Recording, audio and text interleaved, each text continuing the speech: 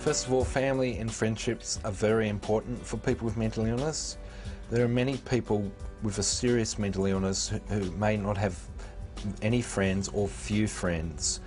And in Australia, unfortunately, many people with mental illness have experienced what's called social isolation as a result of people's fears about mental illness. So they're excluded from society because of people's misperceptions about what mental illness is. So to have friends and family members who believe you and know that it is because of your illness, you're acting in a certain way, I think is the most important thing.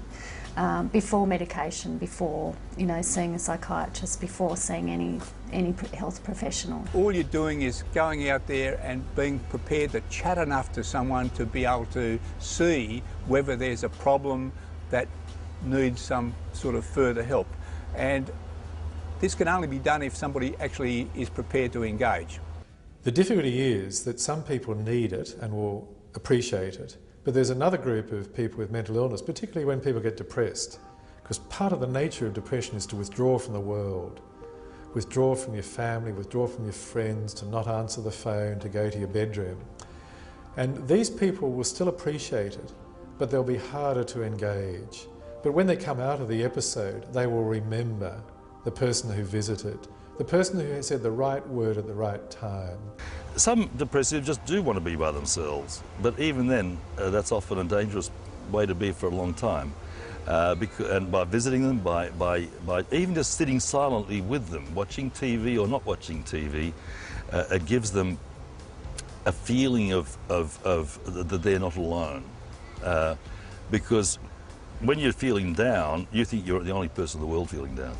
And they forget about Winston Churchill, and they forget about the sports stars that have, like myself and others. They forget about the politicians who've had to resign. They didn't notice that in the first place. They think that they're the only person in the world. I heard a person at a book launch the other day give a tribute to his wife, and he said, when I go into the depression, she just says very gently, "It will pass, it will pass." I think that's a wonderful story because it's a comment that showed her empathy, but also captures his memory of how she is so supportive and understanding. I'm just fortunate that when I have been in those spaces, I've had people that have either helped me to get to hospital or have been there to tell me that things are going to be okay, that I will get through it. And I've been there before, and even though I can't see at that time that it's going to be okay, they can reassure me that they know they've seen me get through it before. And that's so important, to have that support to get through it. The role of the Vincentians is actually to be a substitute family member, a caring person who goes around, and as I said, they're not therapists, but they are sort of sensitive, and they will be sensitive with training to the needs of these people, and have the capacity to alert the appropriate carers and authorities, meaning the mental health service or the GP or whoever may be the prime carer in the community, of some change in mental state.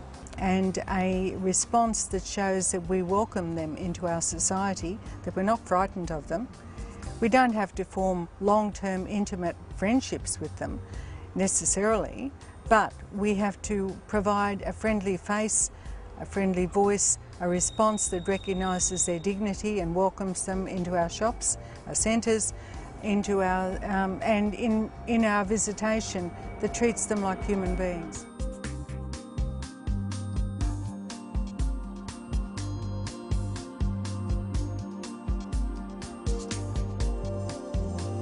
To be a companion, to be a friend.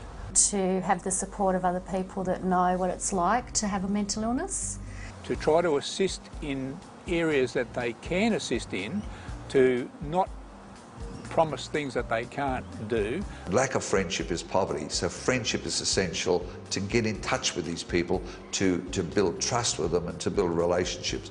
And this is where Vincentians come in. They're the only link to these poor unfortunate people, because they belong to a reputable organisation who are trustworthy go around and sort of try to do the best they can. There's not a great deal of assistance for a lot of these people out in the bush.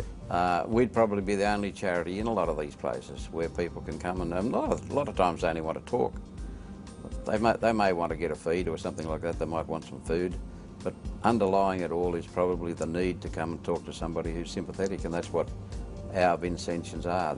In the main, they're all very sympathetic and they're there to help people. That's our role. Some of the services people might need might be home care, Meals on Wheels, access to GPs, or a regular GP preferably, access to leisure activities, access to low-cost social opportunities. It could be an interest in a hobby.